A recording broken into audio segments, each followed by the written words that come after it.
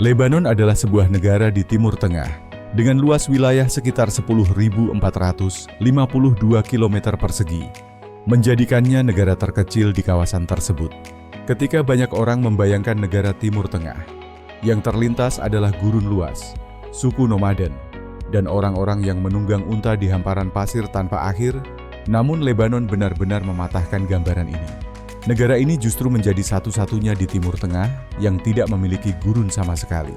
Wilayahnya dipenuhi hutan hijau, sungai yang mengalir, serta pegunungan yang tertutup salju sepanjang musim dingin.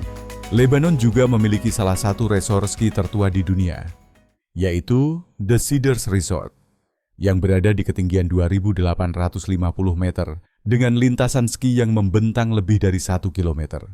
Apakah kamu tertarik untuk pergi ke sana? Tulis ya atau tidak di kolom komentar. Budaya mode sangat dihargai di Lebanon. Baik pria maupun wanita berpakaian rapi dan penuh gaya. Dengan setelan jas menjadi pemandangan umum di banyak tempat. Kehidupan malamnya tidak kalah dengan ibu kota Eropa. Lengkap dengan klub, minuman beralkohol, tarian perut, dan suasana sosial yang berlangsung secara terbuka. Banyak orang berkumpul di kafe shisha hingga larut malam, menciptakan nuansa yang terasa lebih Mediterania daripada gambaran Timur Tengah pada umumnya. Bahkan bendera Lebanon sering disalahartikan.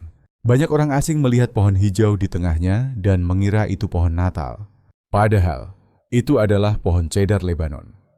Kayu berharga yang pada masa kuno menjadi bahan bangunan paling dicari karena kekuatan dan kualitasnya yang luar biasa. Menurut Organisasi Kesehatan Dunia, rata-rata warga Lebanon mengisap lebih dari 2.000 batang rokok setiap tahun. Menjadikan negara ini salah satu dengan tingkat perokok tertinggi di dunia, jumlah itu setara dengan hampir 6 batang rokok setiap hari untuk setiap orang. Menjadi dokter di Lebanon bukan sekadar pilihan karier, melainkan sudah seperti tuntutan budaya. 1 dari setiap 10 orang bekerja di bidang medis. Sehingga Lebanon memiliki rasio dokter terhadap penduduk yang sangat tinggi di kawasan tersebut. Statistik paling mengejutkan mungkin adalah fakta bahwa jumlah orang Lebanon yang tinggal di luar negeri lebih banyak daripada yang tinggal di dalam negeri. Jika populasi domestik sekitar 7 juta jiwa, diperkirakan 8 hingga 14 juta orang keturunan Lebanon tersebar di lebih dari 100 negara di seluruh dunia. Bagi pecinta anggur, Lebanon juga menyimpan kejutan besar.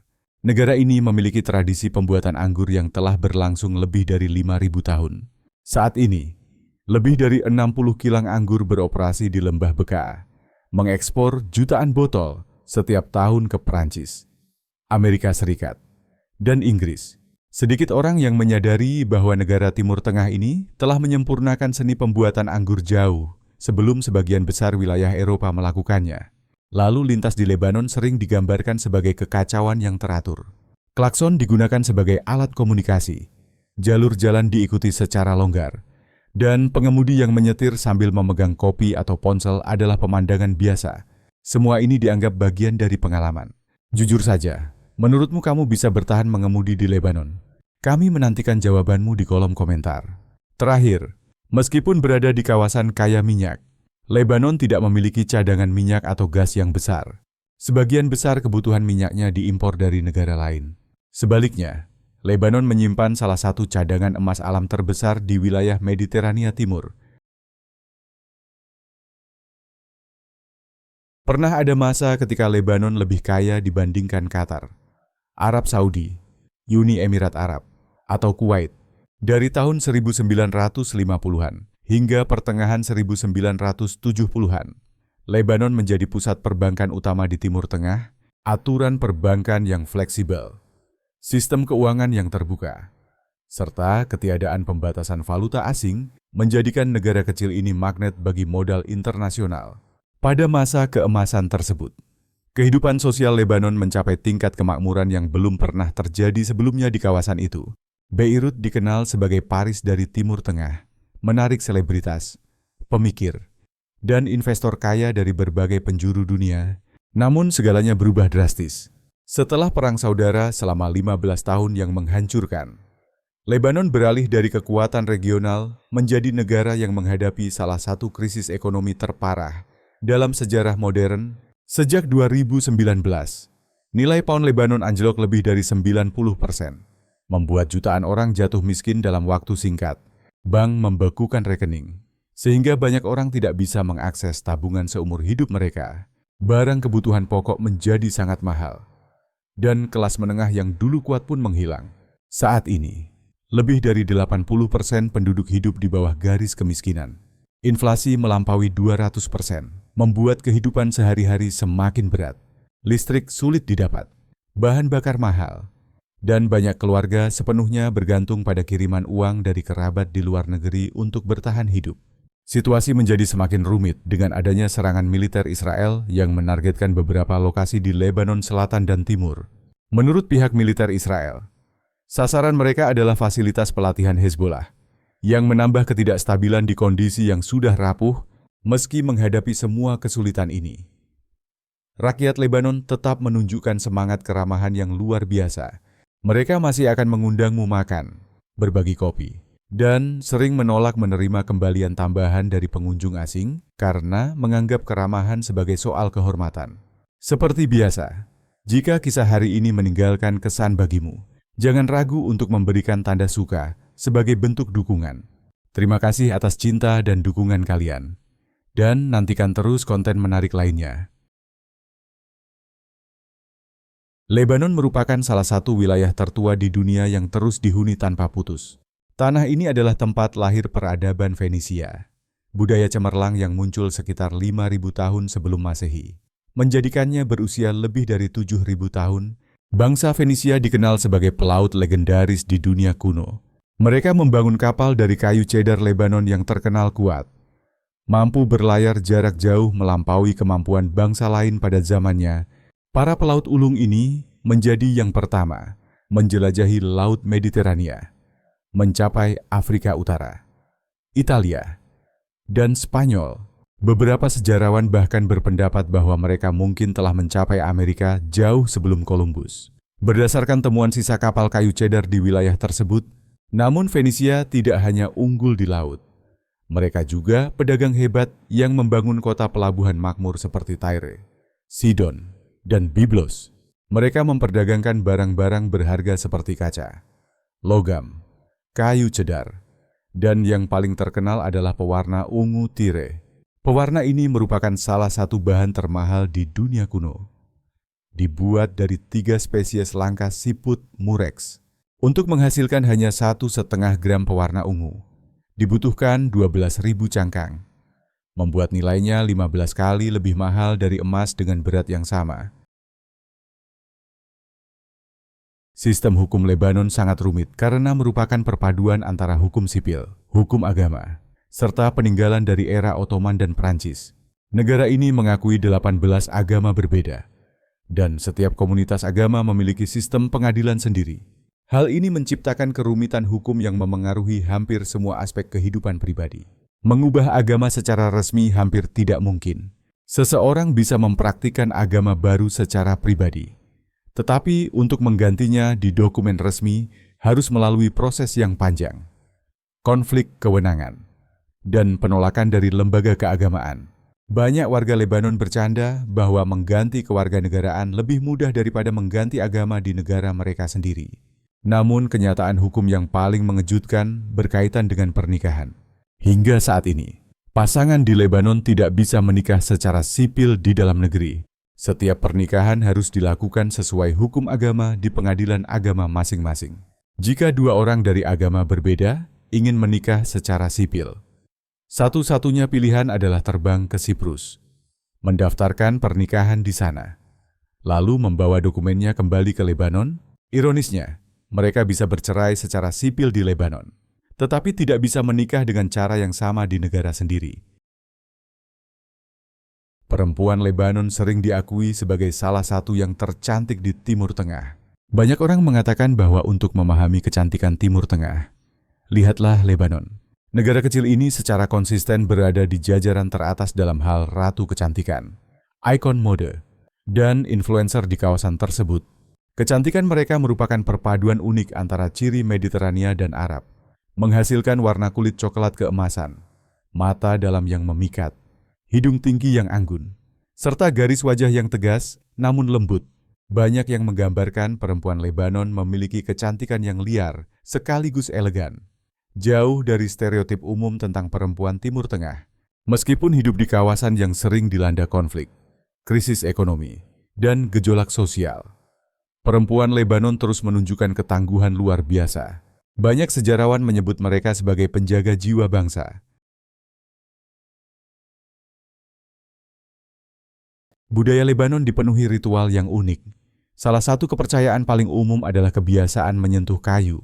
Jika seseorang memulai pekerjaan baru, membeli mobil, atau membagikan kabar baik, hal pertama yang dilakukan bukan merayakan berlebihan, melainkan menyentuh benda dari kayu. Mereka percaya tindakan ini dapat menangkal nasib buruk dan menjaga keberuntungan. Budaya kopi di Lebanon jauh melampaui sekadar minuman. Kopi Lebanon dipengaruhi budaya Turki, tetapi memiliki karakter khas tersendiri. Biasanya diseduh dalam panci kecil, berbahan kuningan yang disebut rakweh, dimasak perlahan bersama air, kopi bubuk halus, dan sedikit kapulaga. Setiap daerah memiliki selera berbeda. Masyarakat Lembah Bekaa menyukai kopi manis, sementara penduduk pegunungan lebih memilih kopi yang kuat tanpa gula. Karena tidak disaring, ampas kopi mengendap tebal di dasar cangkir dan melahirkan tradisi unik membaca nasib dari kopi. Setelah minum, cangkir dibalik di atas piring, dibiarkan hingga ampas mengendap, lalu dibalik kembali untuk melihat pola yang terbentuk. Teman, bibi tua, atau bahkan pemilik kafe akan menafsirkan masa depan dari bentuk-bentuk tersebut. Lingkaran bisa berarti cinta yang mendekat. Bentuk pohon melambangkan awal baru. Sementara garis yang saling berpotongan menandakan tantangan yang akan datang. Ada pula ritual yang lebih aneh terkait cangkir kopi. Jika seseorang menjatuhkan cangkir dan cangkir itu tidak pecah, banyak keluarga Lebanon justru akan sengaja memecahkannya. Kedengarannya ekstrem, tetapi mereka percaya bahwa jika benda rapuh menolak pecah, pertanda sial masih mengintai dan harus segera diputus sebelum membawa kesialan bagi keluarga. Budaya menyapa juga sangat khas. Orang Lebanon tidak pernah menyapa satu ruangan sekaligus, baik ada 10 atau 20 orang. Kamu harus mendatangi setiap orang satu persatu untuk berjabat tangan, memberi pelukan ringan, atau menepuk bahu. Dengan orang yang sudah akrab, kamu akan melihat tradisi 3 kali cium pipi. Kiri, kanan, lalu kiri lagi.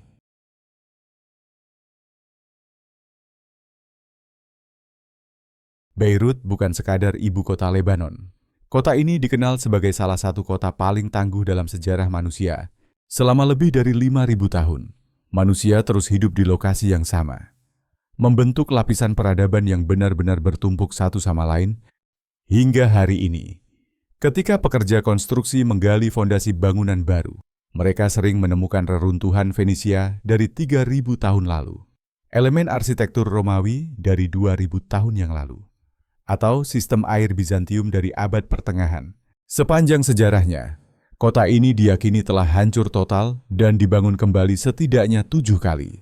Ini bukan sekadar legenda, melainkan tercatat dalam bukti arkeologi, tulisan kuno, dan tradisi lisan masyarakat Lebanon. Gempa besar pada tahun 551 Masehi menghancurkan Beirut sepenuhnya. Penaklukan oleh bangsa Yunani, Romawi, Mamluk, Ottoman, dan tentara salib juga berulang kali meratakan kota ini menjadi puing dan abu. Namun setiap kali kehancuran terjadi, Beirut selalu dibangun kembali di lokasi yang sama. Keteguhan luar biasa inilah yang membuatnya mendapat julukan Kota Abadi Mediterania dan Phoenix dari Timur Tengah. Secara geografis, Beirut memiliki keunggulan yang hampir tidak dimiliki kota lain di dunia. Pusat kota terletak tepat di tepi Laut Mediterania, menawarkan pantai indah dan aktivitas pesisir, namun hanya dengan berkendara sekitar 45 menit ke arah timur. Kamu akan mencapai pegunungan Lebanon yang menjulang lebih dari 3.000 meter dan tertutup salju sepanjang musim dingin. Hal ini menjadikan Beirut sebagai salah satu tempat langka di dunia, di mana kamu bisa berenang di laut pada pagi hari dan bermain ski di sore hari tanpa meninggalkan wilayah metropolitan. Kehidupan malam Beirut telah menjadi legenda global. Dikenal sebagai Paris dari Timur Tengah, kota ini memiliki reputasi sebagai kota yang tidak pernah tidur.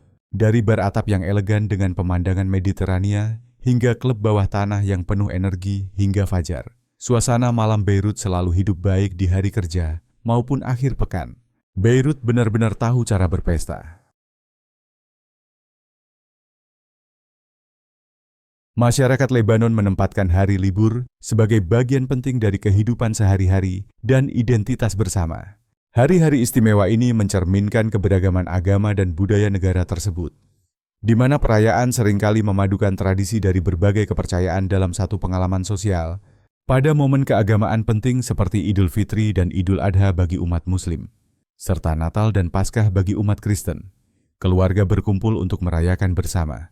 Rumah-rumah dipenuhi makanan, kunjungan, dan doa, serta banyak orang meluangkan waktu untuk bertemu kerabat dan sahabat. Hari-hari ini dikenal dengan suasana hangat, kemurahan hati, dan rasa kebersamaan yang kuat. Hari libur nasional dan sekuler juga memiliki makna besar bagi rakyat Lebanon. Hari kemerdekaan pada tanggal 22 November dan Hari Buruh pada tanggal 1 Mei diperingati dengan rasa bangga dan penghormatan. Acara publik biasanya diisi dengan upacara, kembang api, dan pertunjukan seni yang mengenang sejarah bangsa sekaligus merayakan pencapaian budaya mereka.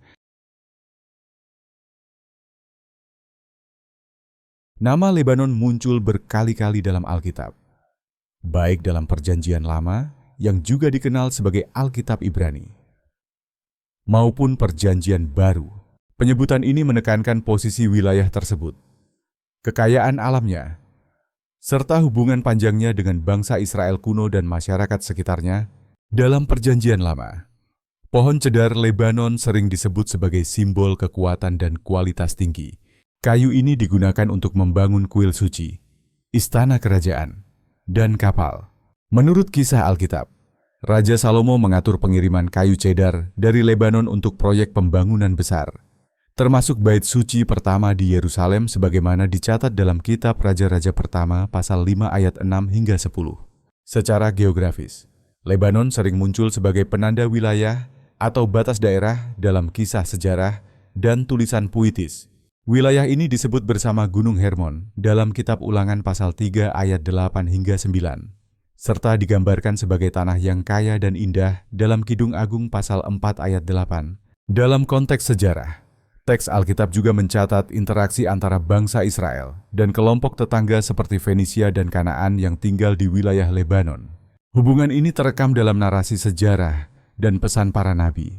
Dalam Perjanjian Baru, Lebanon disebut dalam kaitannya dengan pelayanan dan perjalanan Yesus Kristus. Penyebutan ini menunjukkan bahwa wilayah tersebut dikenal luas pada masa kekuasaan Romawi.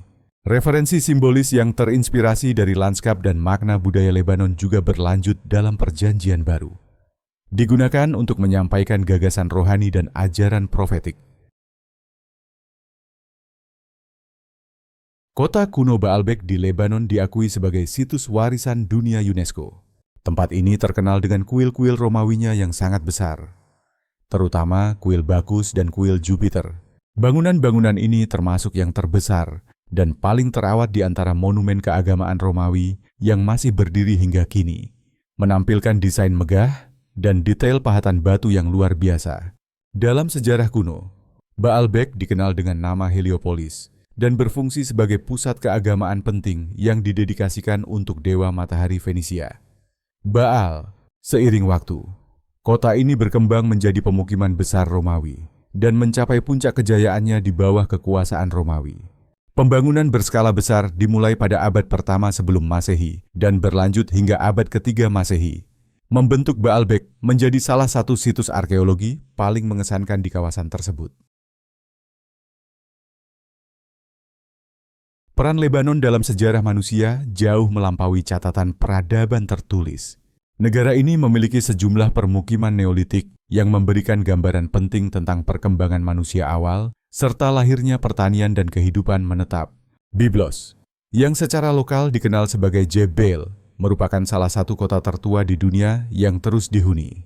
Bukti arkeologis menunjukkan adanya permukiman Neolitik sejak sekitar 7.000 hingga 6.000 tahun sebelum Masehi. Penggalian menemukan alat batu, tembikar, serta bukti pertanian awal dan domestikasi hewan yang membantu membangun fondasi peradaban manusia. Tel Neba Afaur di Lembah Bekaa adalah situs Neolitik penting lainnya yang berasal dari 6.000 hingga 4.000 tahun sebelum Masehi. Penggalian di lokasi ini mengungkap rumah-rumah Neolitik, perapian, dan artefak yang menunjukkan praktik pertanian awal serta jaringan perdagangan. Situs ini memperlihatkan bahwa komunitas kuno di Lebanon telah mengembangkan struktur sosial dan sistem ekonomi yang cukup maju ribuan tahun lalu. Tel El-Kerk di dekat Sidon dan Tel El-Burak di dekat Tyre juga memberikan bukti tambahan tentang pentingnya Lebanon pada masa Neolitik dan zaman perunggu. Situs-situs ini menghasilkan tembikar, alat, dan sisa bangunan yang membantu menjelaskan gaya hidup kuno serta interaksi budaya di sepanjang pesisir Lebanon. Permukiman prasejarah ini menunjukkan bahwa Lebanon telah menjadi pusat inovasi manusia dan perkembangan budaya selama lebih dari 9.000 tahun. Posisi geografisnya sebagai penghubung antar benua menjadikannya lokasi alami bagi komunitas awal untuk mengembangkan pertanian, perdagangan, dan struktur sosial yang akhirnya melahirkan peradaban kompleks. Banyak pelancong yang mengunjungi Lebanon menyebutnya sebagai rumah bagi salah satu kuliner terbaik di dunia.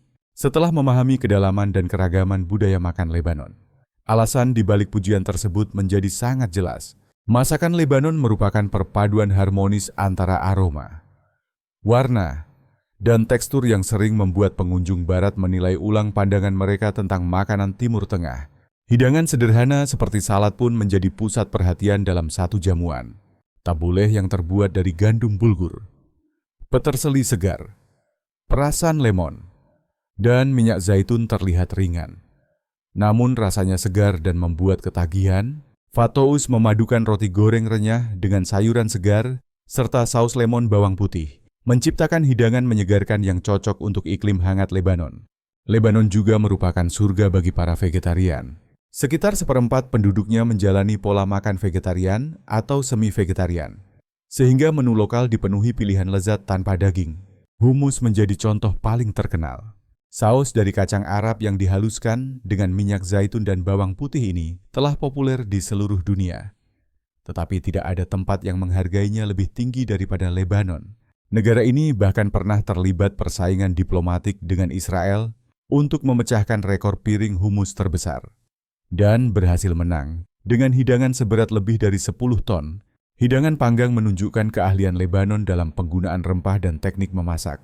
Kafta dan shish taouk adalah daging tusuk yang dimarinasi dengan kayu manis, pala, bawang putih, dan air lemon, lalu dipanggang di atas arang.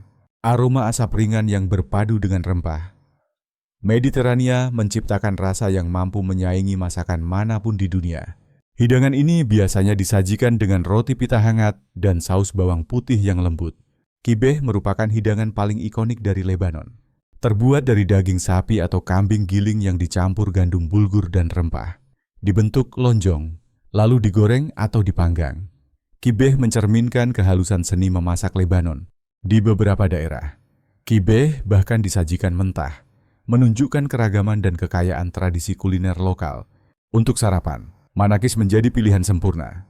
Roti pipih ini diberi topping campuran rempah seperti thyme, wijen, dan sumak, serta keju atau daging cincang. Bentuknya menyerupai perpaduan antara pizza dan roti panggang, dan bisa dinikmati kapan saja. Roti pita selalu hadir di setiap hidangan. Disajikan hangat dan digunakan untuk membungkus, mencelup, atau menyendok makanan. Orang Lebanon sering bercanda bahwa dengan roti dan limun saja, mereka bisa menyantap apapun di dunia. Festival di Lebanon mencerminkan kemampuan luar biasa negara ini dalam memadukan tradisi kuno dengan perayaan modern, menghasilkan acara budaya yang tidak ditemukan di tempat lain. Festival Internasional Zouk Mikael berlangsung di salah satu kota kuno terindah Lebanon, hanya sekitar 15 menit dari Beirut. Zouk Mikael terkenal dengan arsitektur batu kapur bergaya Ottoman dan jalan-jalan batu yang hampir tidak berubah selama berabad-abad.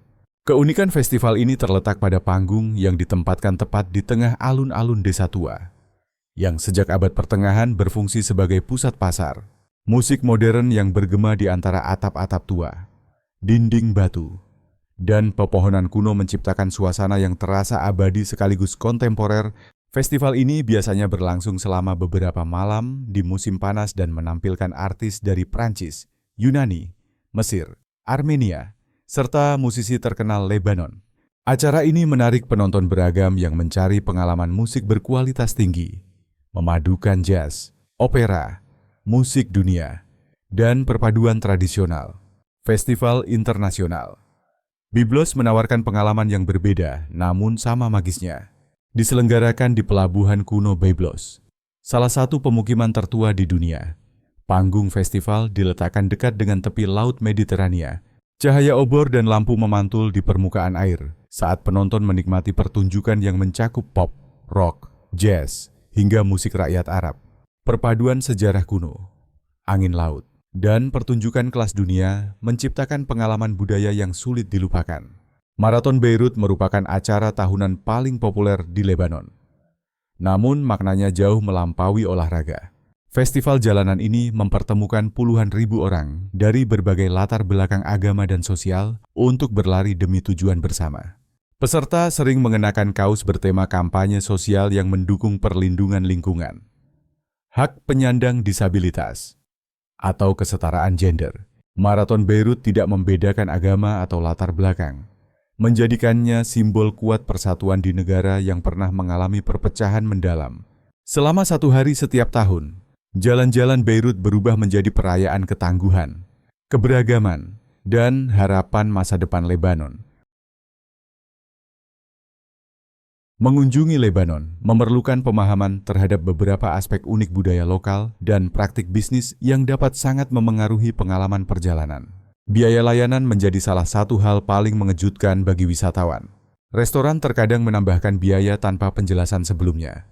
Ini bisa berupa makanan penutup kecil, keranjang roti, atau botol air yang diletakkan di meja dan terlihat gratis, padahal sebenarnya berbayar. Untuk menghindari biaya tak terduga, sebaiknya tanyakan sejak awal kepada staf tentang apa saja yang gratis dan apa yang dikenakan biaya. Area wisata di pusat Beirut dan wilayah pesisir seperti Batroun dikenal sering menerapkan praktik ini. Sistem harga di Lebanon tidak selalu konsisten dan kadang membedakan antara warga lokal dan turis. Hal ini tidak dianggap sebagai penipuan, melainkan respons alami karena wisatawan sering membayar dengan dolar. Selalu tanyakan harga terlebih dahulu, terutama untuk taksi, restoran kecil, dan pasar. Beberapa turis pernah membayar 2 kali lipat, hanya karena penjual mengira mereka tidak mengetahui harga lokal. Kepekaan budaya menjadi penting saat melewati berbagai lingkungan.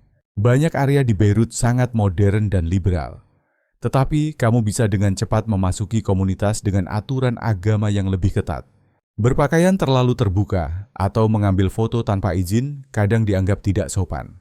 Sehingga sebaiknya memperhatikan cara berpakaian setempat dan meminta izin sebelum memotret orang atau tempat ibadah. Keramahan orang Lebanon bisa terasa luar biasa dalam arti positif. Jika seseorang mengundangmu makan atau minum teh, menolak langsung bisa membuat mereka merasa kamu tidak nyaman atau tidak percaya. Lebih baik menerima dengan sopan, meski hanya mencicipi sedikit. Sikap ini menunjukkan rasa hormat terhadap budaya mereka dan bisa membuat perjalananmu jauh lebih menyenangkan. Memahami nuansa budaya ini akan membantumu menjelajahi Lebanon dengan lebih baik dan membangun hubungan bermakna dengan penduduk lokal yang dengan tulus ingin berbagi kisah luar biasa tentang negara mereka. Lebanon adalah negara yang menentang hampir semua ekspektasi dan menantang setiap anggapan tentang Timur Tengah. Dari posisinya sebagai satu-satunya negara tanpa gurun di kawasan ini, hingga sistem hukum yang membuat pergantian agama lebih sulit daripada mengganti kewarganegaraan. Lebanon merupakan perpaduan menarik antara tradisi kuno dan kontradiksi modern. Apakah kamu pernah mengunjungi Lebanon? Atau apakah video ini mengubah pandanganmu tentang seperti apa sebenarnya Timur Tengah? Bagikan di kolom komentar fakta mana yang paling mengejutkanmu, dan beritahu kami negara lain yang ingin kamu eksplorasi lebih dalam. Kami selalu senang mendengar pendapatmu. Jangan lupa untuk berlangganan dan mengaktifkan lonceng notifikasi agar kita bisa bertemu lagi di video berikutnya. Terima kasih sudah meluangkan waktu bersama kami hari ini. Semoga kamu menikmatinya. Dukunganmu benar-benar sangat berarti. Semoga sukses selalu. Terima kasih sudah menonton.